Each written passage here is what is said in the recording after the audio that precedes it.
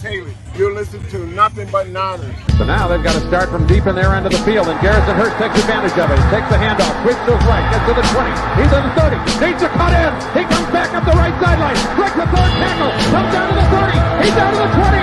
He's down to the 10. He's down to the 5. He's into the end zone. Touchdown! Touchdown! 49ers! 96-yard run from scrimmage. Garrison Hurst. Young, back to throw. In trouble, he's going to be sacked. No, gets away.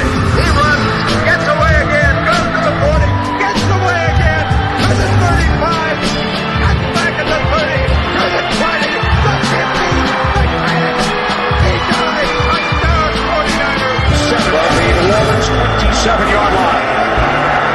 49ers into the backfield.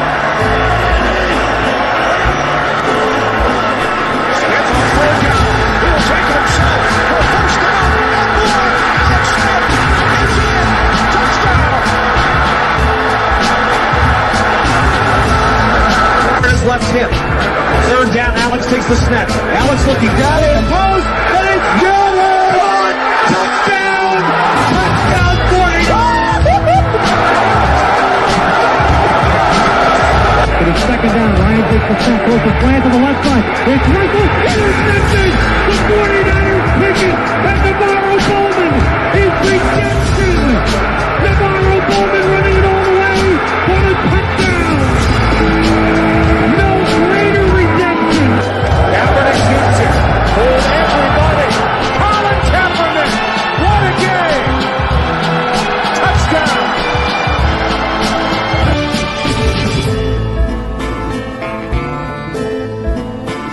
Yeah. Click, boom. What's going on, faithful? The guys are back, and we are here to bring you guys some more talks on free agency. Now, the last couple of shows, what we did was we went down the list of every single free agent. We talked about their contributions to the team. What we didn't do was differentiate between the different types of free agents and what it means and who they are. So today we're going to dig into some of that. But before we do, I got to ask my fellas, man. Guys, how are you doing? Brian, what's up with you, man? Good. Yourself? So far, so good, man. I'm just happy to be here. I'm happy to be here. Tony, what's up, dude? Yo, what's going on, fellas?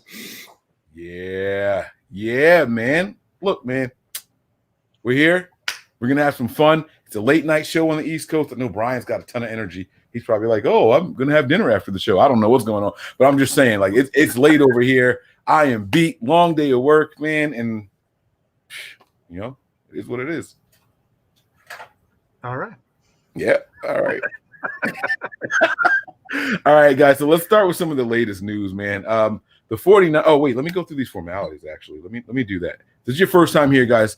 Make sure you hit that like and subscribe button, especially if you enjoy the show. Go out, tell somebody, hey, follow those knuckleheads over there on Nothing But Niners. But more importantly, turn on your notifications. We're going to be bringing you guys breaking news videos. You won't get the heads up like how you did with this show, so it's important that you have those notifications turned on.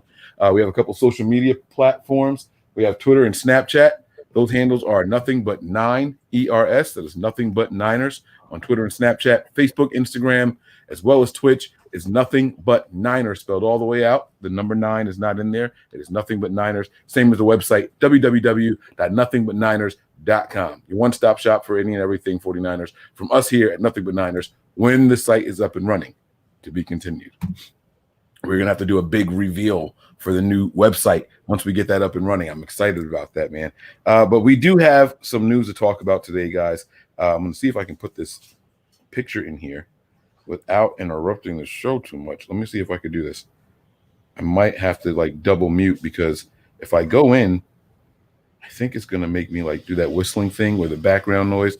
So I'm going to mute this microphone really quick.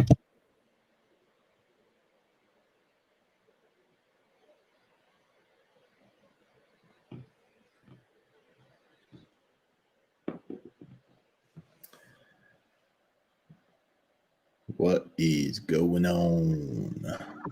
Dead space. That's what's going on. Yeah. So while he's trying to figure that out, Saleh got brought to New York for his second interview with the New York Jets. It's very interesting. They flew him out today. He is in Florham Park, New Jersey. And rumor has it they don't want him to let him leave the building. So nothing's official. We're not reporting anything. That's just the word on the street. It'll be interesting if it does go down, what kind of staff he assembles. So yeah, Mike, you back? Yes, sir. I am here. On the coaching front, Robert Saleh is doing his thing and making his rounds. Officially, he passed the first wave of the Jets interviews, which was the virtual. Now it's doing the in-person. While he's on the East Coast, he is also supposed to be interviewing with the Eagles, which may come as a surprise to people. They fired someone just yesterday.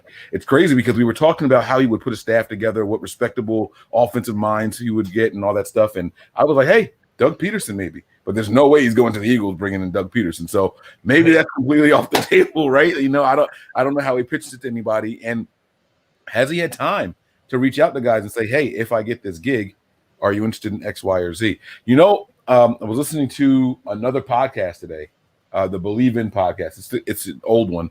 It wasn't a new one. And they were asking what kind of head coach is Saleh going to be? Is he going to be the kind that just hires a coordinator for offense and defense? Or will he just get an offensive coordinator and let him do his thing on that side of the building and he does his thing on this side of the building, kind of like how Shanahan did with him? So I want to ask that question to you guys because it's going to make a difference as to what jobs are suitable for him and which ones aren't. So what do you guys think? Like, I know we don't know. Obviously, we don't know. But how do you guys think Robert Saleh would handle this? Good, Brian. The transition to head coach, I think he's going to be just fine. As long as he can find an offensive coordinator who is, you know, good at his job or someone that he's going to elevate if he's bringing someone else from San Francisco with him. It's all going to depend on what type of system he wants to run. But, as long as he finds someone who's capable, I think he's going to do just fine. Do you think that he wants to be the defensive coordinator as well? Or do you think he wants to be the head coach and hire a separate defensive coordinator and he just sprinkle his touch on the defense? I don't have an answer for that. I don't know. Yeah. I think that he would be less likely to have a DC than having like Kyle not having an OC. Like, I think that I would expect that more from Kyle than I would from him. Like, I could see him elevating himself to the head coach position than finding another defensive coordinator to have under his thumb. Okay. All right, Tony, what are your thoughts on that, man? I see him coming in as like an overseer. I think he's gonna, in my opinion, if it does go down, because this is all speculation and we're just trying to throw different scenarios out. If he does take the job with the Jets, I honestly think he's gonna try to take D'Amico Ryans with him.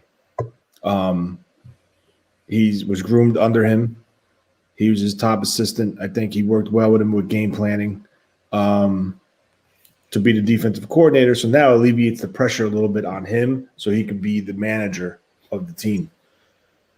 We all thought that he was going to try to take one of our coordinators, either Mike McDaniels or Mike LaFleur, to wherever he goes to be the offensive coordinator. But I just think a very interesting situation just happened recently. And it has ties with Douglas, the GM, and Peterson, the former head coach of the Eagles. Clearly, I don't think Peterson's going to get a head coaching job right now. So I think his only way is to get a coordinator job. And this could be a scenario where if Saleh works with the GM and assembling a staff, where Peterson could come in and be his offensive coordinator, which could be interesting. But on the other hand, it's kind of not fair where he can't pick his staff. Like, I'm the head coach. I want to bring X, Y, and Z. So that's just a scenario. I'm just putting it out there because the first day he was available on the market, Peterson, the Jets picked up the phone and interviewed him. Allegedly requested to interview him, but then they brought Saleh in for the second interview. And pretty much from all the rumors that are flying around, I know people are saying it's pretty much a done deal, but until it's done, I don't want to say anything because I don't want to be, I don't want to be that person. But for the guys who are saying it, they have really good, intel. They're smart guys. They got good connections without the league. So, kudos to them. But I just see it as a situation where there's a reason why Douglas brought Peterson in to talk to him. And that was to match him with Saleh, in my opinion. Okay. All right. We'll see what happens, man. We'll see what happens. We're going to keep our eyes on all of that good stuff, man. And I just, I don't know where it's going to go. There's still a part of me that thinks that he doesn't go anywhere. There's still a part of me that thinks he doesn't go anywhere. And even if he did, Shanahan mentioned DeMeco Ryans as a replacement for Saleh, a potential replacement. So he could block that because as long as he promotes him to coordinator, right? So that's someone that's – go ahead. There's one caveat to it. And I see JD just asked the question. I don't think they let DeMeco Ryans leave the building. Otherwise, what else are they waiting for at DC? Quinn and Bradley off the table. Now, the only way Kyle cannot block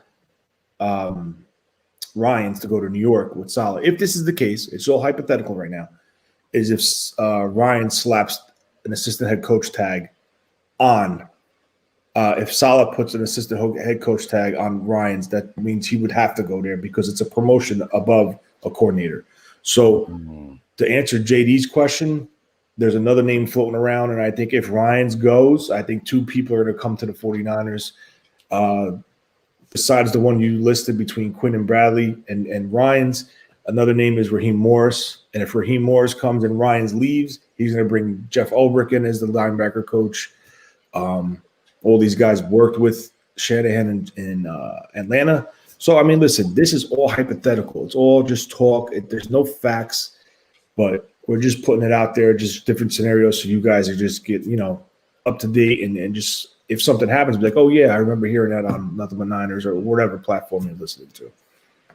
Boom, boom, baby. All right, we got some graphics to get here. But before I do, listen, guys, I keep seeing this question, where is Nick? Where is Nick? We are not going to answer this every show. Nick isn't here because he doesn't want to be here.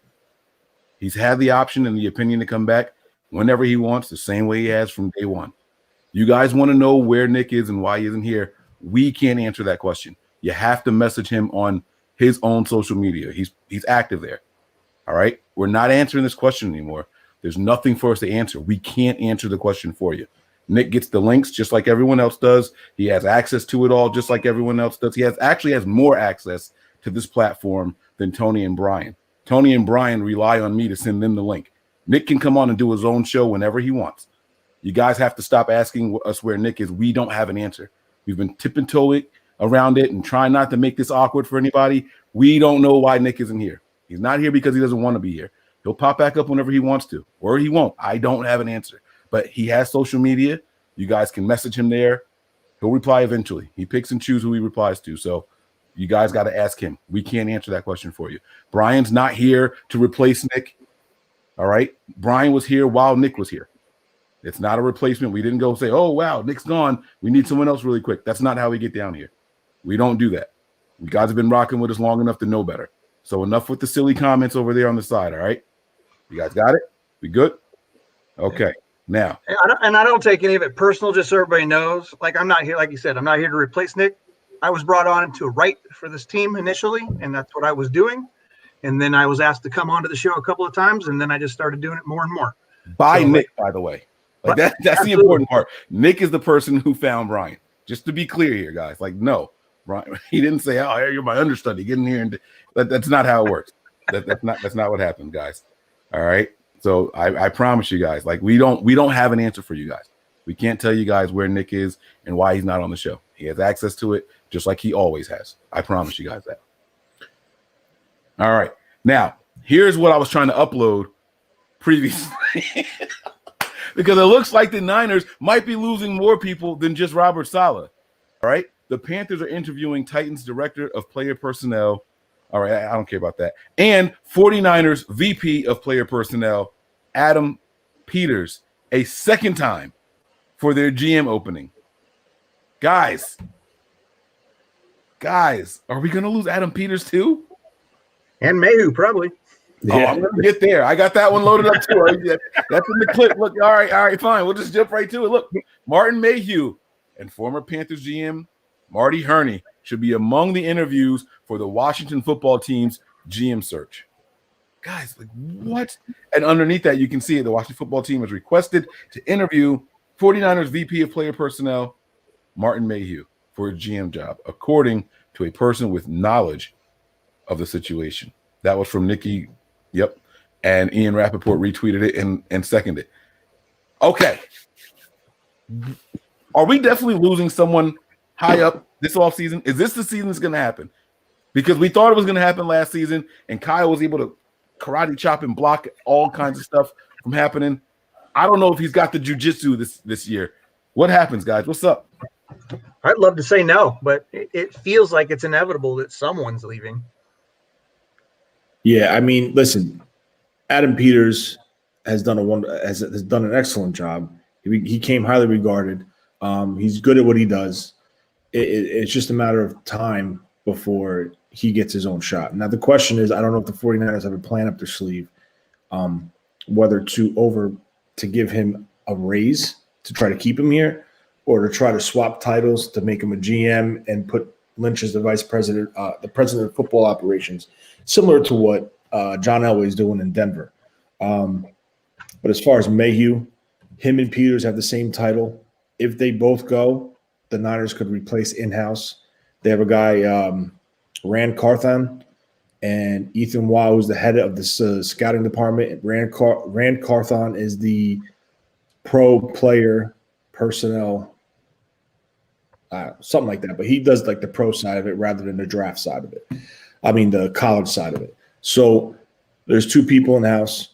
But listen, man, they could just open up the wallet. They can open up the checkbook right now and cut him a nice deal to keep him here with wording and a structure of a contract saying you will be the next general manager. Do I think both of them stay? I don't think so. I think Martin Mayhew will probably go to Washington because he was a GM. He has experience as a GM, and he played for the Washington football team. So there's ties there too. So I mean, you have Ron Rivera as a coach, ex-football player. Mayhew could be a GM, ex-football player. So we'll see. I mean, it's very hard to tell right now because it's so early.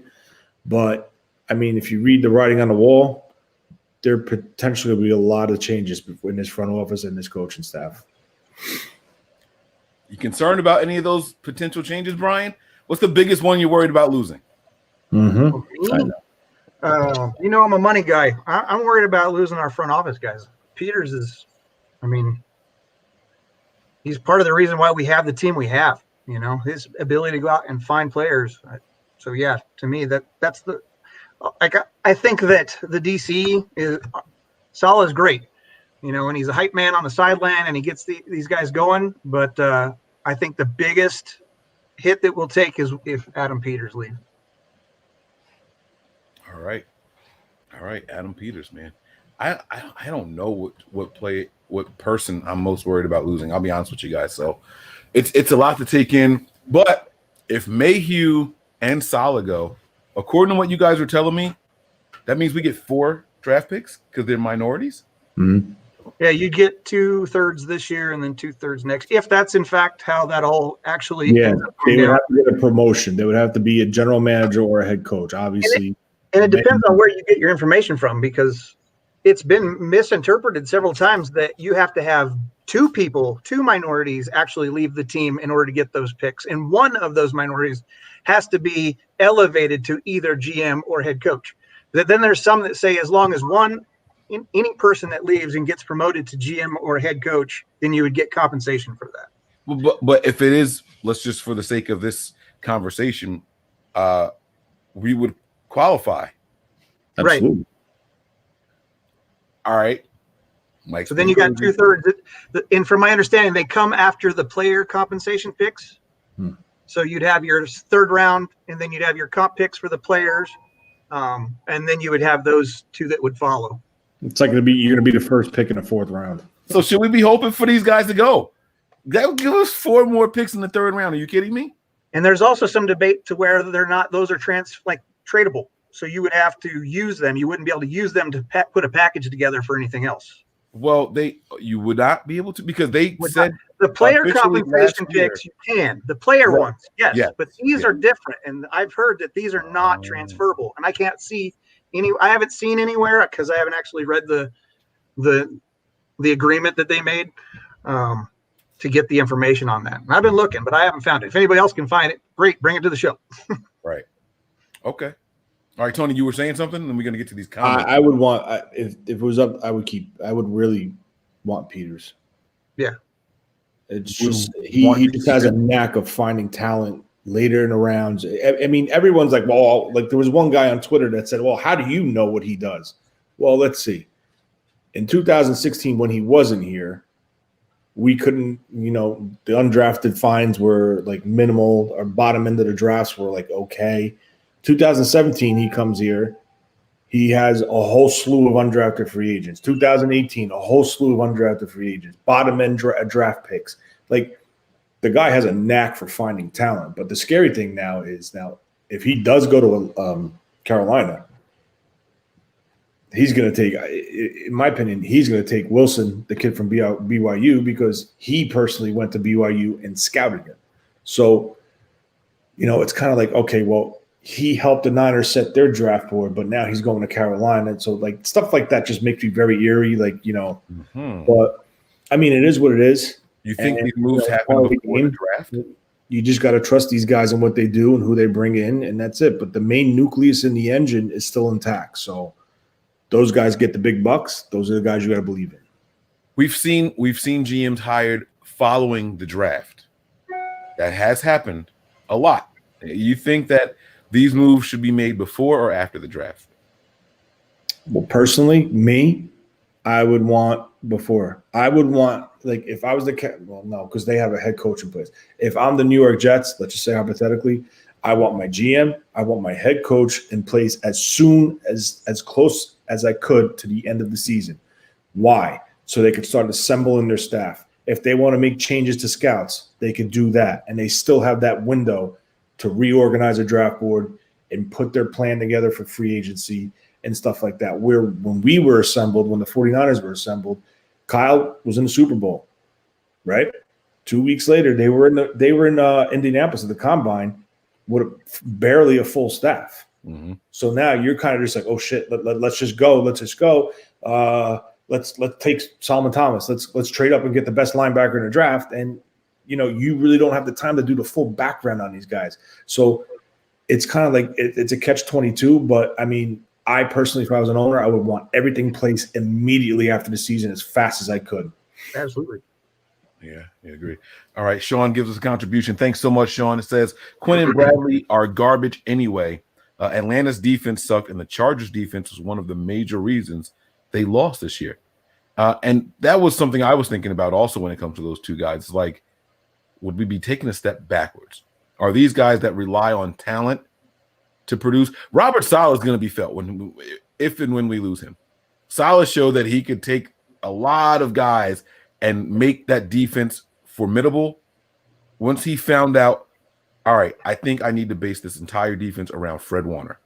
I think that once he figured that out, everything else seemed to fall in place. That first season, he didn't have those edge guys. It was a little shaky. And I was like, yeah, I don't know if this guy's going to make it, guys. I just don't know if it's going to be here. Then you see him get his edge guys, and it's like, oh, shit, I see the picture. And then we see what happened this year. No edge guys, but the Niners still had a top 5 defense. So it's pretty impressive what he did. I think his absence will be felt. Sean, thanks for the contribution.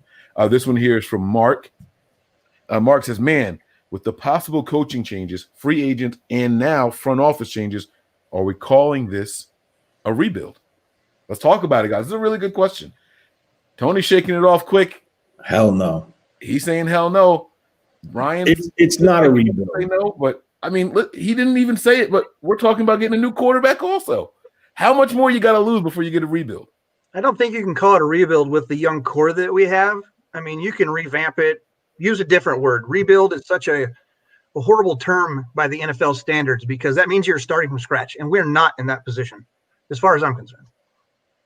What would consist of starting from scratch other than a head coach change at this point? No, it's starting from scratch is you're stripping your roster. Yeah. You're cutting every veteran. 2017, starting from scratch. Yeah, you're literally just offloading whatever you could, and you're starting from the bottom and you're building up. I understand we do have a need of quarterback if they do decide to move on from Jimmy. But here's the deal. And I forgot who I said this to. I think it was you, Mike. When I was watching the Buffalo Bill game, okay, and I said to Mike, I said, honest question, Mike. I said, if you take the quarterbacks out of the equation, Allen and Jimmy Garoppolo, and you take everybody else, all 20 other players that are on the field, Who has a better team? In my opinion, I think it's the 49ers. And I'm not just saying it because it's a fan. And I'm saying, like, healthy. No injuries. We're healthy. I think the 49ers have the better 20 players. Now, my thing is, if you swap quarterbacks, I think the 49ers go to the Super Bowl and win it with a better quarterback. So that's just my thought. The Bills are going to win it this year. What do you say? The Bills are going to win it this year. Yeah, no, they look good. I'll give you that. They do look good. But all bullshit aside, it's not a rebuild, Mark. I appreciate the contribution, but it's not a rebuild. A rebuild will be from the top, bottom up, whatever you want to say. The nucleus is there. We have a lot of young talent on this team, okay? All we need is that last piece and maybe a piece or two here and there. But I was going to say. No, I'm just like, listen, Mike, let me ask you something. All bullshit aside. Well, no. What I laughed at was that you said all we need is that last piece. And I'm like, the defensive coordinator or the quarterback? Or the other edge rusher? I'm talking players. Or the corners. Like just put it like this, okay? Just say Josh Allen was the quarterback of this team this year. I'm not saying I want him, but if Josh Allen was the quarterback, this team's contended for a Super Bowl with the injuries on the defense. I don't care. It's fact. We're a top 5 defense. You got a quarterback that can make all the throws. The run game would have been fine. So it's just like this team is so well built, and you have to give credit to the top that every time someone got hurt, it didn't – I'm not going to say it didn't skip a beat, but there wasn't that big of a drop-off. Now, if I sit here and tell you, will the Seattle Seahawks be the same if Russell Wilson was out for the year? And that's just one player. Absolutely not. Well, we weren't the same either without our quarterback, though. Huh? Once the Niners lost their quarterback, we weren't the same either. And Brian, I do want to get your take on this. And Tony's making some really, really good points, and he's almost swayed me. But I'm thinking about just how this is happening. You know how we discussed, like, they knew it was going to take 3 years to fully evaluate Jimmy Garoppolo. They put that out right at the perfect spot in the thing, right? We still haven't had 3 years. Right. And now I'm stepping back. But, like, you can say, all right, well, I don't want to bring him back because he's injured. Or I do want to bring him back because when he's healthy, he plays for them. But they had enough time to come up with some kind of opinion. They know whether or not they think Jimmy is the answer, right? So with this question here, I'm sitting here like, damn, maybe there was more going on that has perfect timing. All these guys are leaving. All these guys might be getting head coaches and coordinator positions. And look at all the free agents they get to choose from that they have experience with now. And their contracts, you know what I'm saying? Like, so Tony's talking about, all the, the defense will still be good. But if Robert Saleh leaves and that entire secondary leaves, because they're all free agents, right? Like, is this defense still going to be able to compete? You got Adam Peters, who may have an affinity for some of these guys on this roster that may be hired somewhere else, or Martin Mayhew, and he may be pursuing those. Hey, I saw you over there in San Francisco. Come over here with me. I'll make you a starter. That's definitely going to happen because the teams that these guys are probably going to go to have an abundance of cap space. Why? Because they're not a good team. Right. So this team has to – I mean, I have faith in the top that this team has the ability to identify and replace. Let's face it. I don't think Sherman's going to be back. I think you're going to see them re-sign Verrett. I think Mosley will come back. They're going to have to add a corner somewhere along the line. So, yes, we're losing pieces, but, I mean, how big are the pieces? I'll take the hit for losing Sherman and putting Mosley in, but I'm not going to take the – like, we can't sustain the hit of losing, like, a top-end quarterback, both receivers, our running backs, our tight end, our left tackle. Like, the injuries across the board, it just ruined this team. But I just feel right now we're the core and the strength of this team. It's set, it's healthy, and they just need to do this now. Boop, boop, boop. And that's it. And that's what you call a reload, not a rebuild. They're just reloading the spots that they have open. Seeing a lot of nodding up there, Brian. Is that nodding and agreeing? Yeah, for most of it, I think that this offseason is going to be huge on whether or not we consider 22 a rebuild season. I don't think that 21 is. I think that we can put the pieces in place and that Adam Peters, Mayhew, those guys have been here long enough that there's a formula or a plan already formulating on what the Niners are going to do. And until they leave the office or get signed by somebody else, they're 49ers. And so I think that the plan's already in place to make this team competitive next season, barring injuries like we had this year. And I think, in the first round, they go out and they get one of those, what the pundits are calling star cornerbacks, right? You get your choice between Surtain, Farley, or Horn, and I think Horn's probably really the better for us long-term wise. I think that would be a great pick, but I was big on Wyatt Davis, but he got injured last night. So I expect him to fall in the draft, so we can get him later if that's even still somebody we want to look at. But yeah, I think that this year, I think that we'll be competitive. I think that they have the tools in place. They have the ability, and the more talk there is about going from 175 in the cap up to potentially 198, making it the same as it was this year. If that happens, anything's accomplishable at that point, because it's just about making the contracts right for this coming season. Yeah. All right. We got a couple more contributions that popped up here, guys, and we got to get to them. Just Sean, thank you, man. I think this is the biggest contribution of the night too. What's up, Niner family? Martin Mayhew won the Super Bowl with Washington football team, so it's good. Was he on that team? Yeah, I think he played across from Dow Green as a starting corner. Ooh. And then when he went to Tampa, he became a safety or a nickel, one or the other. I don't think we've given Martin Mayhew enough credit around these parts, man. I'll be honest with you guys. I'm not sure we've given him enough credit for what he's done. And I'll be, look, you guys know we serve and eat crow here all the time. I'll be one of the first to tell you guys, when we signed him, I was not happy about it. I was not happy about it at all. I was like, this guy, I saw what he did in Detroit, and and I was like, I don't want him here. And he comes over, and what is the first thing that happens? Lincoln Tomlinson. I'm like, oh, look, here we go. He's already going getting his failed experiments. Lincoln Tomlinson's silently been the best offensive lineman we've had here. One of the best teams for a fifth-round pick, huh? Yeah. So, I mean, trashing this guy, and he's good, right? What'd you say, Brian? And reliable. I mean, he's not is he just here and being productive. He's not missing a bunch of games either. Right. Yep. He's in there. And they say the best ability is availability. I'll be damned if that man's not available, man.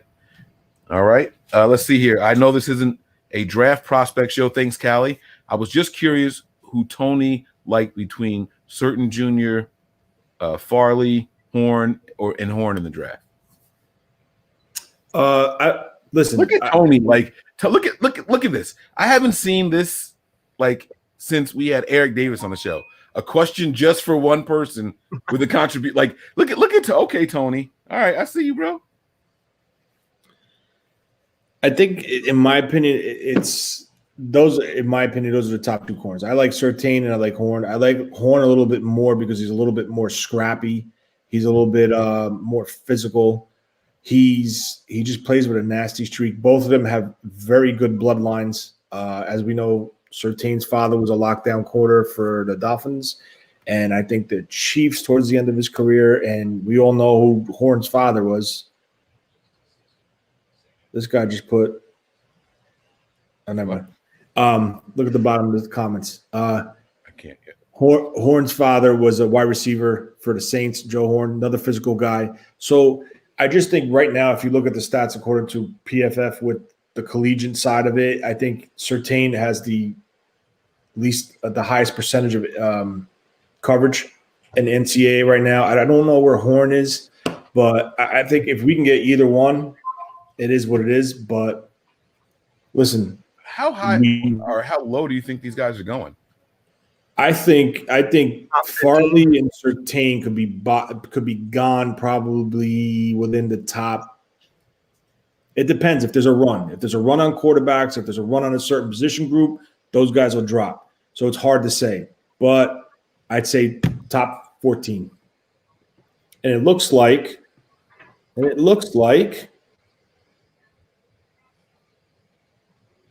Tony's coming out with the breaking news right now. Never mind. 909. Yep.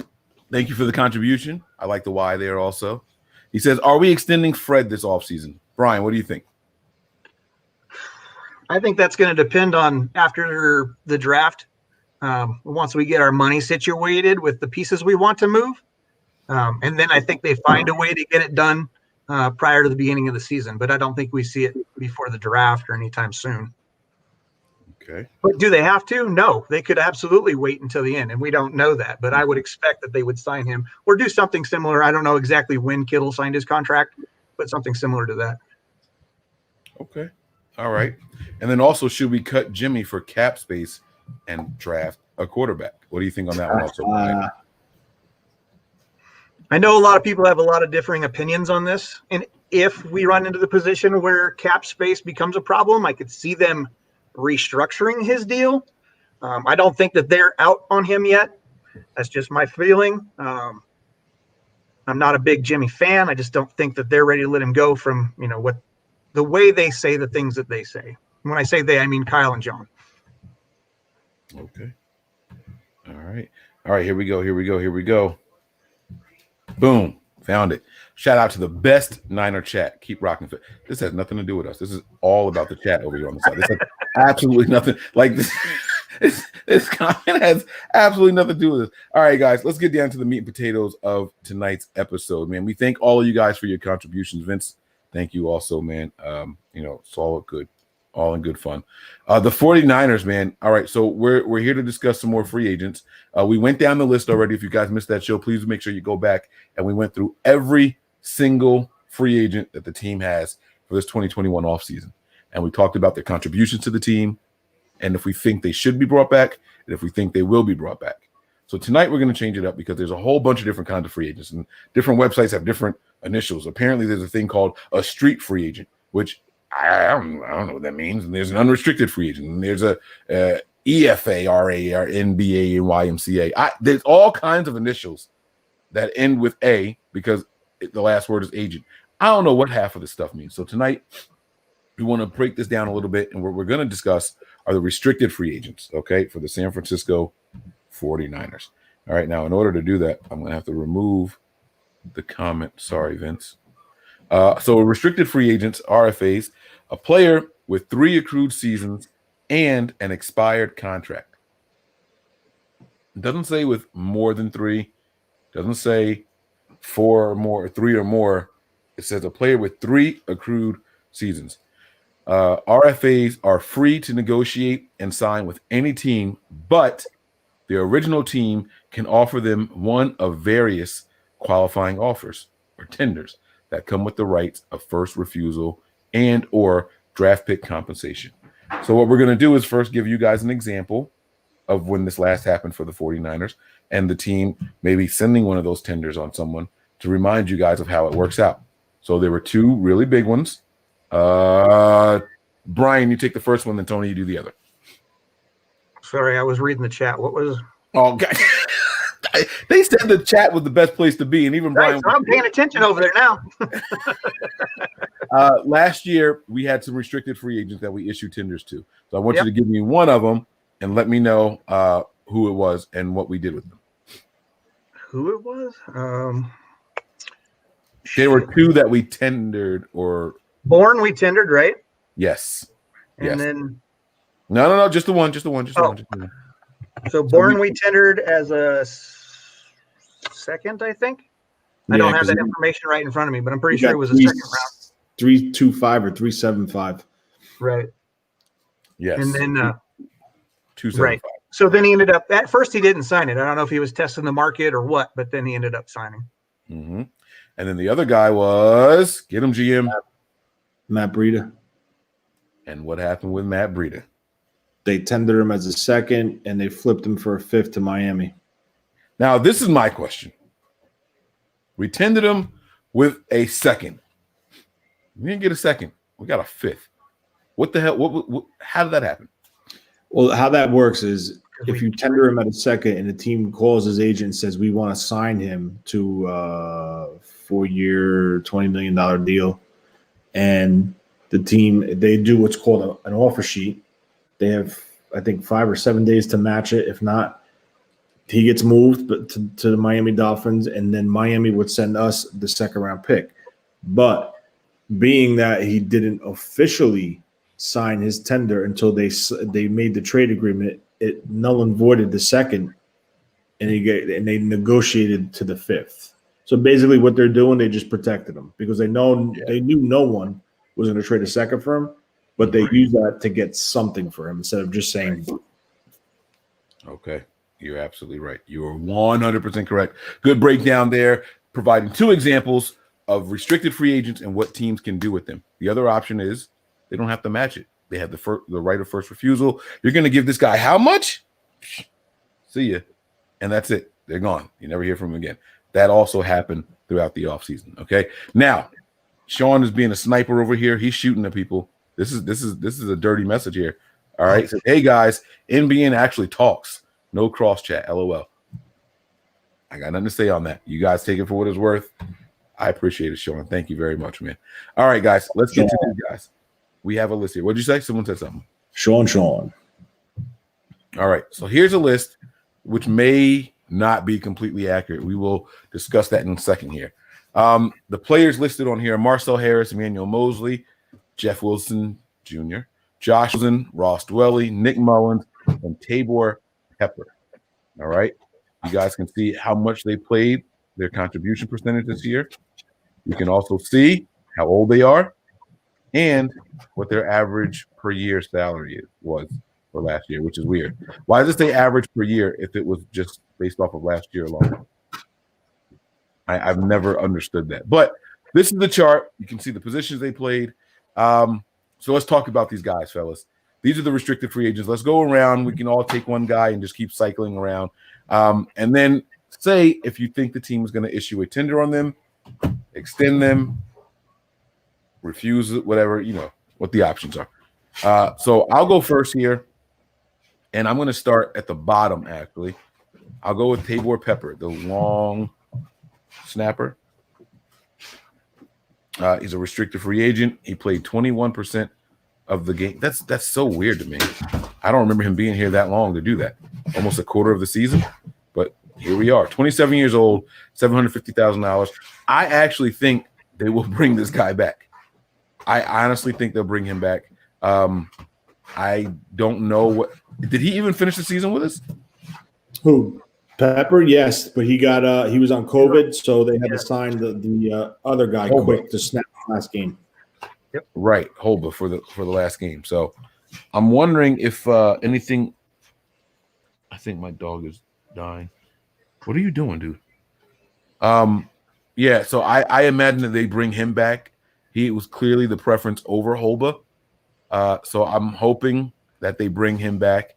He could be a cheap option. They could give a nice 3-year contract too, with similar numbers to what you see here, what he earned over the years. Okay. And let him go out and do what he does. What I like the most about his position here doesn't say / tight end. Stop giving us the illusion that this guy can do something else.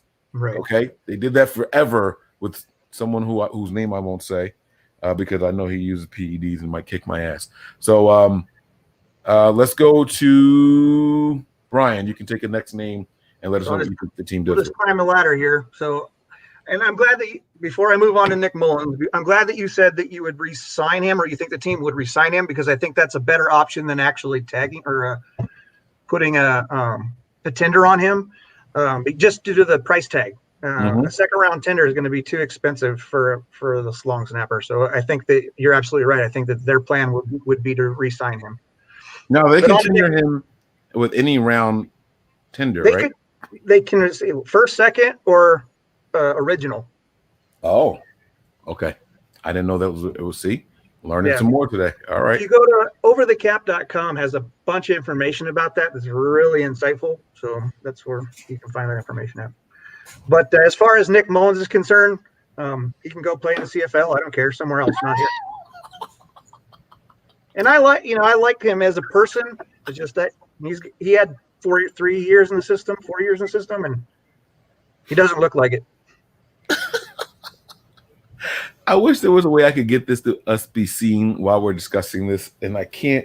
I don't want our faces to be blocked up the whole time. This is really annoying me. But now that we have those two guys covered, so you don't want to bring. Well, okay. Should they put a tender on him? Wait. Let me ask this question. If we put a tender on him and no one offers us anything, can we still cut him? If we would have to, like they do with the franchise tag, rescind. That's the word I'm looking for. They have to rescind it. So we can. So we can put a tender on Nick Mullins. And then but if he's like the next day wants to sign it because he knows he's not going to go anywhere else, then it screws us. So that doesn't make any sense. Oh shit! All right, so it's not even worth playing around with, huh? I don't think so. I mean, and I think that's why we've seen in the past that not everybody who's a restricted free agent get tendered because it could end up messing with the cap. Okay. All right, Tony, the floor is yours. I'm going to give you the comment and the next player off this list. So, Sean, thanks for the $2 contribution. Watson will never be a Niner. He's not worth the future. Sean. It's very early. Watson is a talented quarterback. Obviously, nothing could be done because the season is still going on. I know there's rumors flying, but let's just leave it at that and see what happens and see how it plays out as once the new league year starts, because that's when everything will start going crazy. But thank you for the contribution. My guy is going to be Jeff Wilson Jr. Jeff Wilson Jr. will not be tagged or whatever you want to call it, assigned a tender. He's going to be re-signed to a new deal, and it's going to be a 2021 team-friendly deal with the projection of the cap going up in 22 and 23. I think he is going to be a big piece of the run game next year. I think he's going to be the lead back, and Mostert's going to revert to the other role that he played in 2019 when we made that Super Bowl run. It's not a knock against him. I just think if you do it that way, the two of them will stay fresh and, God willing, injury-free, and it's less wear and tear on the bodies. So Jeff Wilson will get extended without a tender, and that's it. Do you want to do another one or just leave it at that? You can do another one, but it looks like Uncle Rico agrees with you here with a $1.99 contribution. It says E-Man and Jeff Wilson are the most important ones on that list, and I'm going to disagree. But, Tony, you can go ahead and go next. Sean says he doesn't want to see our ugly mugs. They should keep the screen up every NBN show. All right, Sean. I told y'all he was a sniper. He's shooting tonight. Sean is shooting. He always comes with the jokes. Yes, sir. Now, yes, sir. I have a different opinion on Mosley. I'm not saying he's phenomenal. I'm not saying he's going to be the next Deion Sanders. No. But what I am saying is we have a lot of empty spaces at our corner spot. So I think they will tender him, bring him back at the 675.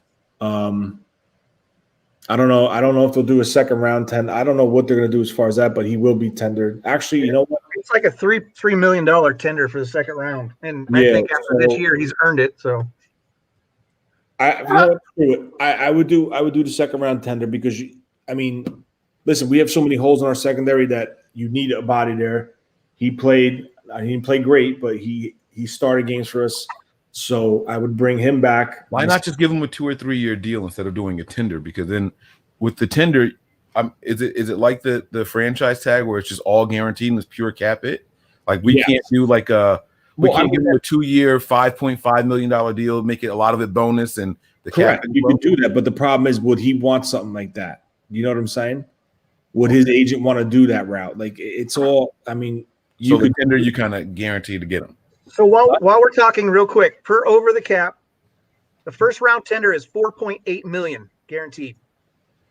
Second round tender is $3.4 million guaranteed, and an original is $2.2 guaranteed. Well, an original tender on him, he was undrafted, so you wouldn't get anything. But you know what? You could tender him and negotiate a contract. The tender could just be protecting him. Absolutely. It's a temporary franchise tag. Correct. It doesn't protect you for the whole season, just for the whole off season. Correct. Okay. All right. Who were you on? I'm sorry. I didn't mean to cut you off. I just did Mosley. Okay. And you think that he returns to the team? Okay. Yes. Due to the lack of depth in our secondary. All right, B, this one's for you, man. Both of them. You can take the comment and the and another player. With us losing juice, we need to bring back. Maybe I've been drinking. Look at what's going on in Brian's mind. Bring back Dwelly. So yeah, we'll get to that. I wasn't going to talk about Dwelly, but I guess I can. I was actually going to talk about Rosen, and I think that with Rosen, they're going to have a discussion before free agency starts or for the end of the year, and I think he's going to opt to come back, and I don't think we're going to have to tender him because this is a place that I think that he might see himself being able to flourish in. And I don't know that anybody else is really going to give him an opportunity. And there's no reason for us to tag him and give him $2 million at an original, just that's a lot of money to be paying a backup quarterback that you're not sure about and has already been on 2 other teams. It's just 3 other teams. But with Dwelly, yeah, I think that he gets a tag. I think they do a second round tender on him. And I think he's done enough work on his rookie contract that he will be worth the money that we spend. But I don't know that he necessarily stays on that all year. We probably end up giving him an offer of some sort once things get ironed out with the cap. But I think he's coming back to the team. All right. I like it. And there's nothing to say that we've lost juice yet, but I get where you're coming from, Mark. Just one quick thing. And no one's mentioned Josh Rosen. I just did. You did? I didn't hear you. You're like me off reading the chat, huh? Yeah, I can't hear you because my volume. You can't hear me? Everyone's sleeping, so I can't really hear clear. Oh. So, I thought you were talking about Mullins because I heard you say quarterback, but I didn't know if it was Rosen. But I talked about Mullins first, but then I went to never mind. I talked about him. You can put in your 2 cents. That's cool. No, it's all right. It's done. You got a contribution here, Mike. Another one from Sean. Another one? When I told y'all he was shooting, and look, Tony wants to look whose name is right. Go ahead, Tony. That stupid Herschel Walker trade created the cowgirl monster we dealt with in the 90s. 3 first-rounders, 2 second-rounders, absolutely ridiculous. We become a carpet. Well, I agree with you 100%. They were idiots for trading for Herschel Walker at that point of his career, with all the wear and tear on him. With that being said, we're talking about if this is like talking about the potential of Watson coming to San Francisco on a deal, you're talking about a franchise quarterback that's 25 years old. If I'm correct, I think Walker was approaching his 30s, early 30s at the time of that deal.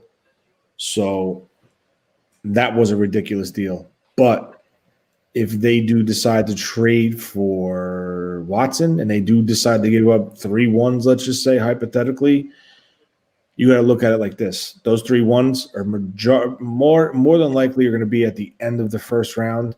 And also, without having those 3 ones, it helps your salary cap out.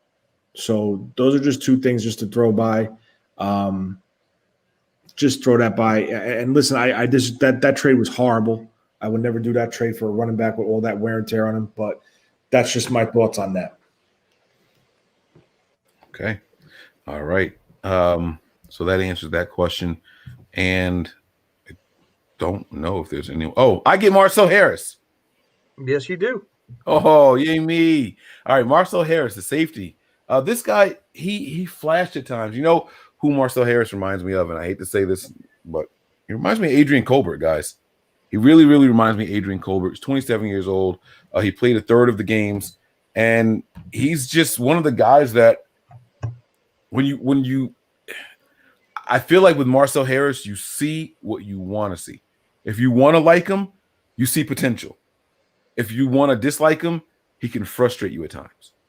But I think he's worth bringing back because we're going to need some familiarity in that system here. I don't think they tender him. I think they just make him an offer. And if he decides not to sign it, he'll go out, he'll test the waters. I think he ends up coming back. So I do think that he ends up as a 49er. I don't think they're going to try to tender him. And I do think that they'll make him a multi-year offer. But he ends up back with the team. Those are my thoughts on the whole list. I like what you guys did. There wasn't much to step on there, so that's why we just kind of continue to let it flow. Are you guys still making contributions? What is up with you guys? Yeah, Mark, exactly. Like I don't know how you guys do it. I don't know how you do it. Mark here, another contribution. The chat is on fire. Did something happen we don't know? We're seeing the rumors. You guys seeing the rumor tweets? Look, here we go. See? Here come the rumor tweets. Rolls-Royce, Saleh just agreed with the Jets. Confirmed. Rolls-Royce, where'd you see that? I'm trying to find it. I haven't seen it anywhere I yet. didn't see the check mark next to that name. I'm not trusting the guy with 900 followers. No offense. No offense. Now, is that wrong for me to say? Because we know that sources do exist and people can get information early. I shouldn't say that. I've literally been there before. Yeah. See, if you guys were watching Nothing But Niners, you would remember who broke the Marcus Peters on the trade block story. Happened here, baby. Remember all the flack I got for that? Oh, who told you that? Oh, source, or it's not true. Yeah, because I would do that. Call out people. They'll never give you any information again. That doesn't make any sense. Exactly. So let me see here. I'm going to do Robert Saleh search. I'm going to do latest search. Nope. Jets better not let Robert Saleh out that building. Who wants Robert Saleh? Robert Saleh is hot. That's it. That's a tweet. Why did I read that out loud?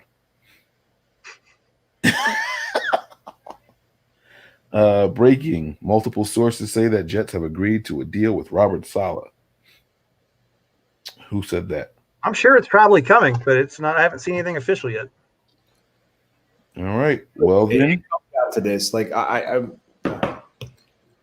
he's not leaving the building from what I heard. So, I also, never mind. He hasn't left the building, I should say.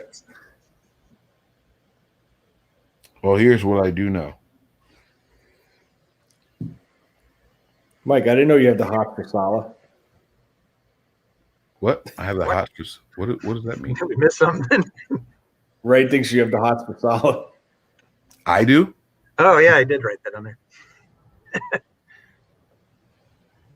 Oh, here's another contribution. Mike, NBN crew, best Niners talk in the Bay Area. Thanks, guys. Breezy's truck hat mafia. Oh, Breezy's got his own clique. This is insane. This is insane, man. This is nuts. I don't get no respect on my hats. That's because I don't wear them. My head's too big. Someone just said the show just stopped. No, we're still live. Look at Mark Espinosa on the bottom. We are still live. It's not confirmed yet, guys. We were trying to wait it out to see. Mark is tripping. We were trying to wait it out to see if we could do a breaking news while we're on the show. What I don't want to happen is we hit end and then boom, we have to come right back with a breaking news, man. But I don't think anything is going to be official tonight, guys. It's rumored. It's been rumored that it was going to happen today when they flew him out for the second interview. A lot of people were saying that all these interviews were done digitally. And because that they were actually flying him out, everyone got the gut feeling that it was going to happen. So, you always want to be the first person to say it. So you start telling people, hey, it's happening. It's happening. It's going to happen. It's going to happen. So I get it. I understand it's easy to connect those kind of dots. But like I said, he was also supposed to be coming out here because he has to interview with the Eagles also. Now, would it be – this happened with the Niners for someone. Someone was supposed to be coming to this team. They interviewed with another team. I don't remember if it was a free agent or a coach of some sort. And I was like, well, they're supposed to be coming to interview with us soon. And they never made it here. Was it a free agent? Hey, you know who that was? No, I don't. Emmanuel Sanders when he signed with Denver. He was supposed to be coming here and never made it here. He was on a flight to come here. Allegedly, it was a private plane. They turned the plane around and they went to Denver and he signed. But he was supposed to come here.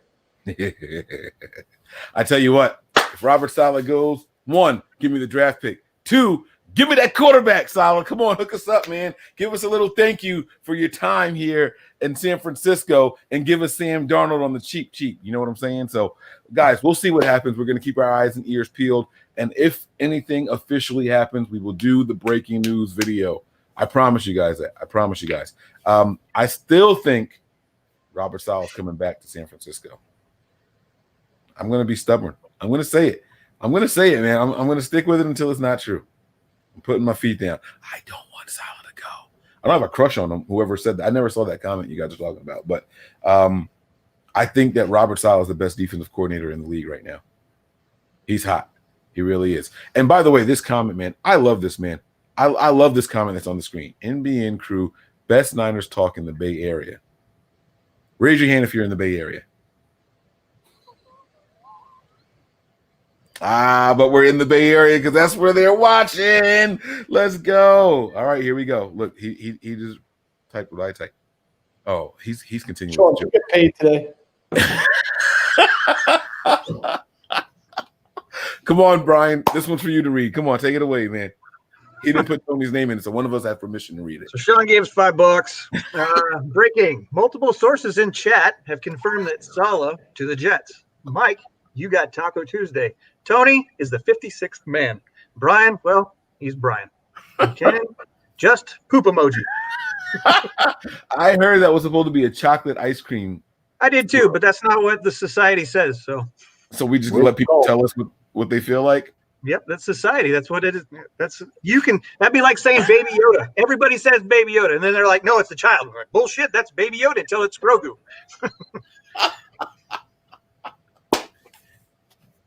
I hate looking at the chat. I don't know how you guys do this, man. I don't know how you guys can sit here and like look at. I would never be able to get through a show if I had to read this. I was right. Mike's got the hots for something. I don't know what this means. I don't want to see him go either. I'd rather him stay here. And I told you, in our own conversation, Mike, that when I was looking at the positions, the different 7 different openings. There's not one that I want him to go to, like that would be like, you're going to be excellent in that spot. There's none of those that, appeal, because you go to Jacksonville, it's such a small market. But Jacksonville is tax free. That's it. Yeah, I'll tell you, tax free. If you seriously look at the Jets situation, all right, they have a pretty damn good defensive line and they have a pretty damn good offensive line. They invested money on both ends and draft picks on both ends. They have 2 first-round picks this year, 2 first-round picks next year. I think they have 2 third rounds this year, 2 seconds next year, and they have a boatload of cash to spend. And they have a pretty decent GM as a talent evaluator. So is it the best situation? Is it the best roster? Absolutely not, by all means. But there's a guy that plays on that team that Mr. Saleh was very high on. Mike, who is it? Quinnen Williams.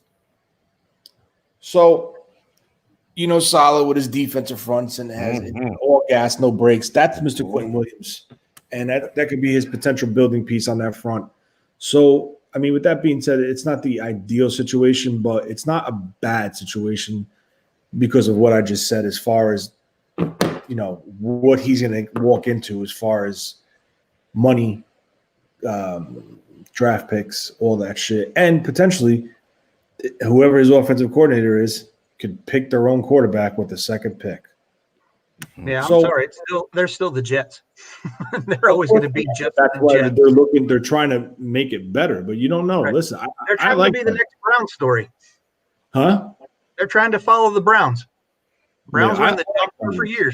I think Douglas is a very good talent evaluator, in my opinion. But what?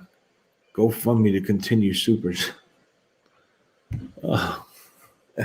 Sean, you're crazy. He's on one tonight, man. Now, if he was going to go anywhere, I would have liked to seen him go to to the LA Chargers. But they need somebody there to take care of Herbert. They really do. This kid has got something special. And if you see, he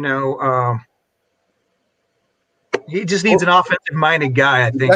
That's what they were talking about, Brian, on the Believe in podcast, a friend of the show, Eric Davis and Rashawn Haylock, and they were saying that if he were to go there, depending on the type of guy he's going to be, he's just going to hire an offensive coordinator and let him do his thing. I think that's a perfect job for Eric Bieniemy. No, I'm not saying it's not a perfect job for him, but I think that would be a great place for Saleh. But that's not what the Chargers are looking for. Exactly. Either that, or he better bring a strong ass coordinator in with him. But who is? All right. So if Robert Saleh walks in the door with Peterson to Los Angeles, they say no to that. Doug Peterson? Yeah. No. No, they don't say no, or no, they say no. I hope to God he wouldn't tie himself together with that man, but that's just my opinion. As an offensive mind. Period. Really? Regardless. I'm just not a Peterson fan. I haven't been. That's just all me. right. I get it. And a lot of people are saying Frank Reich is the reason that Peterson was successful, and you see that he's gone on to do bigger and better things. So maybe I don't know. I'm just wondering. And now they're explaining to me in the chat, or maybe I'm just now seeing. I'm still scrolling now, but they said that they're saying I have a crush on him because I read that tweet out loud. Robert Saleh is hot. That's it. That's the tweet. So it makes sense now. It makes sense now. I get it. Okay. Whatever, guys. Whatever. I thought it was you are what you eat, not you are what you read, but whatever. It's fine with me. All right. I think that's going to do it for us, guys. You guys got any final comments? I am so tired. I'm exhausted. I got to go in here and try to annoy my wife now. Got to wake her up just because I'm awake, one of those things. Tony, you won't go do it, will you? Huh? You're going to go wake up your wife? Yeah, see? I'm fucking. Huh? They give me those. Oof. Did you fart? What are you woofing? Huh? You just went oof, like you smelled something bad. No, I want to say something. I don't want to say it on this, but. Oh, okay. Brian, what are you doing after the show, man? I know what is it? Almost 9 o'clock over there? Almost 8. Almost 8. I'm sorry. Excuse me. I will probably go watch some sitcoms with my son, and he's trying to go through the Goldbergs from the beginning right now. So, all right, let's do this, and then we're gonna get up out of here. Give me your top 3 all-time sitcoms. Oh dear God! Yep, putting a lot of pressure on you guys. You can give me one at a time, and we'll go around if you want. If you can run off 3 of them, then we'll do that. Top 3 all time.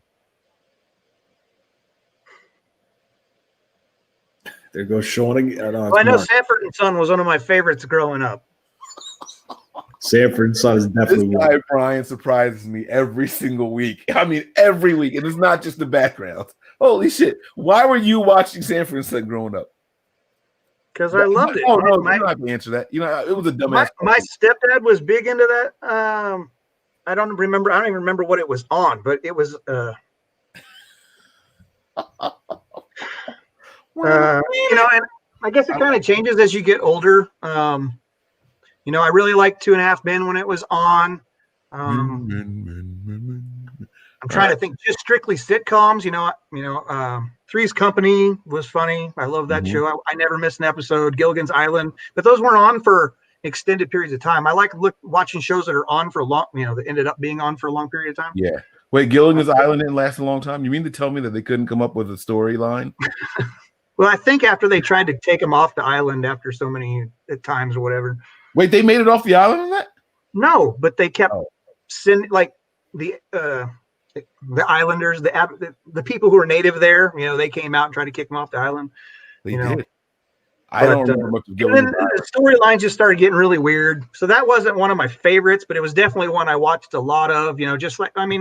I'm 44, so the Brady Bunch was on all the time. The Jet, then you get into cartoons with the Jetsons and, Hanna-Barbera stuff.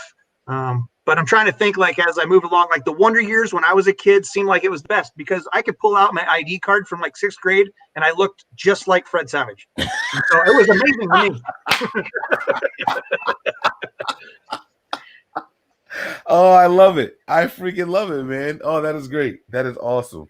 But then, in 94, I joined the Navy and I really didn't spend almost at least 12 years of that, I didn't really sit down and watch TV because it was always doing something else or drinking. When you fall asleep, do you fall asleep with the TV on or off? It's got to be pitch black and a fan has to be going for me to sleep because I was on a submarine. So it's always black, it's dark, but there's always some sort of, not just an ambient noise. It's loud, but you get accustomed to it. You so on when a I come submarine? home and there's nothing going on, it drives me I cannot sleep if there's not noise. Wow. All right, Tony, man, give me your top 3, man. I just want to know top 3 sitcoms all time. If you can do it. It's hard. Married with Children was definitely one of my favorites. Okay, going with the album. Sanford and Son was good. What? I can't believe I got 2 Sanford and Sons in one show. The Jeffersons. Jeffersons were good. All in the Family. All in the Family. Forget it. I've never laughed so hard on that show.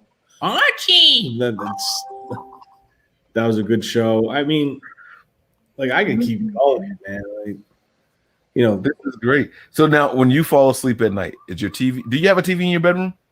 Me? Yeah. Yeah. Is the TV off or on when you go to sleep? I want it on, but it's not allowed to stay on. Oh, damn. So, Mama said no. I get it because I used to be a TV off. I want the lights off, but I want a radio and a fan like Brian. I got to have a little bit of noise. Need a fan. My wife likes some sort of light. I want sound. She wants light. Seems like the natural thing to do is leave the TV on. So what we do is when we fall asleep, we have with our cable provider, we have a bunch of shows that run on a 24-hour loop from season 1, episode 1, all the way through to the end. It's just a continuous loop. And so I've figured out that I think my top 3 sitcoms are the shows that I'm comfortable falling asleep with on in the background. I think because and they are. So The Big Bang Theory. Oh, excellent. Yep. That is one that it seems like any episode is like I can watch it. Any episode, any season, I don't mind watching that one. One of my personal favorites, The Golden Girls. Absolutely love. Absolutely. I forgot about Love that. The Golden Girls. That's why it's so hard to just say 3. It's like I know, it is. Sitcoms. It is. Now this one doesn't stay on at night because I can't sleep. I laugh a lot, but The Fresh Prince of Bel-Air is in my top 3 also. That rounds out my top 3. But there's so many honorable mentions. Like I love Lucy. That was one of my. I felt like that show was so far ahead of its time. It's not. I love that show. Family Matters was another good one. Like a lot of Miller Boyette, Step by Step.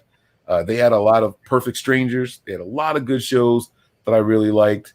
The Honeymooners, if you're going to go back that far. If we're going that route, Dallas. my favorite was Knight Rider. Like, oh my God. He had a car that talked to him and his name was Michael. That was my car. Knight Rider. Knight Rider was my favorite. I didn't know we were going that route. I thought it was going to be like more like the comedians, the comical shows, like what we were mentioning. But Knight Rider, was that with the helicopter? Airwolf, all those shows. The A-Team. The A-Team. Holy shit! That's probably why I have an affinity for cigars now. Oh my God! Why did I never think of that? I'm trying to think what else. There was another show that was freaking great, but it didn't last long. Were you a MASH guy?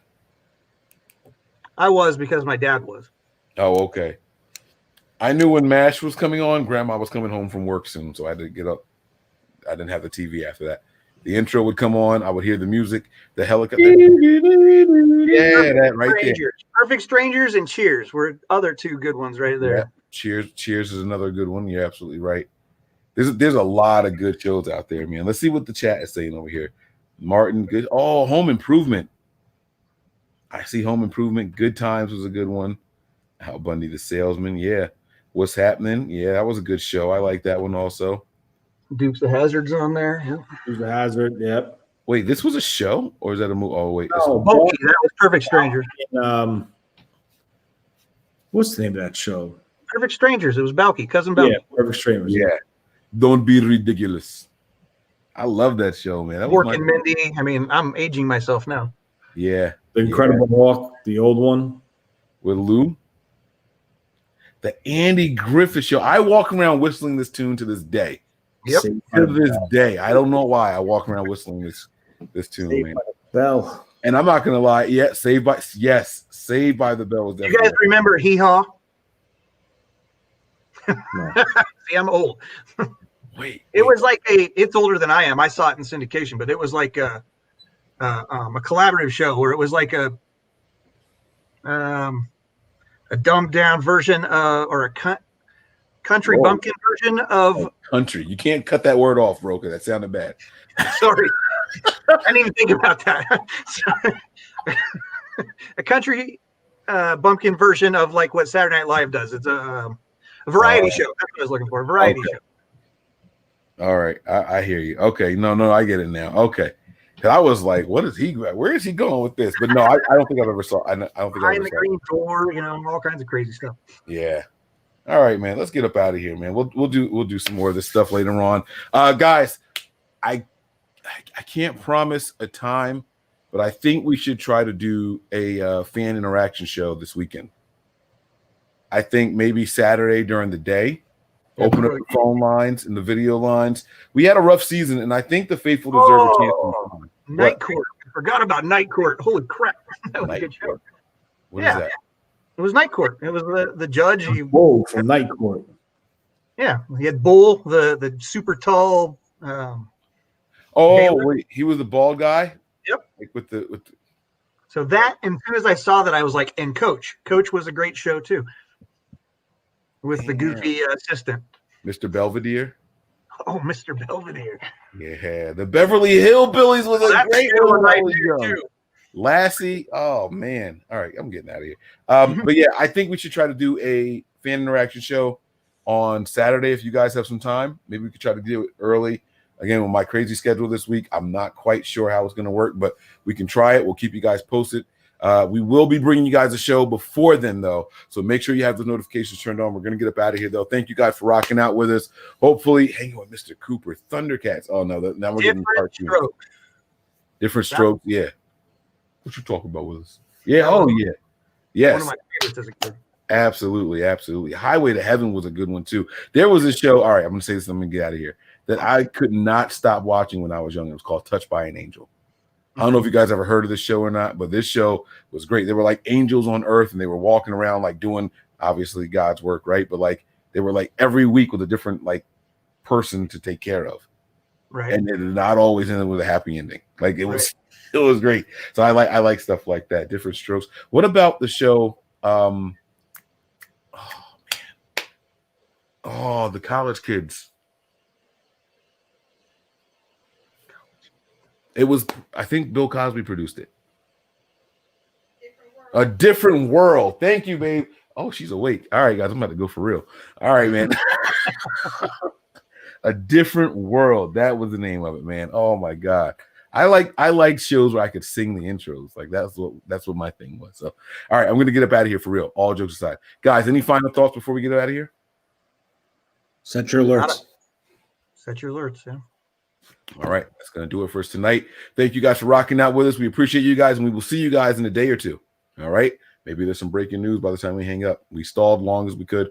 I'm not going to the hour and a half mark. I wanted to get over an hour. We beat an hour and 15. That's good enough for me. Prepare for glory. Anticipate pain. But always remain faithful. We out of here, guys. Peace.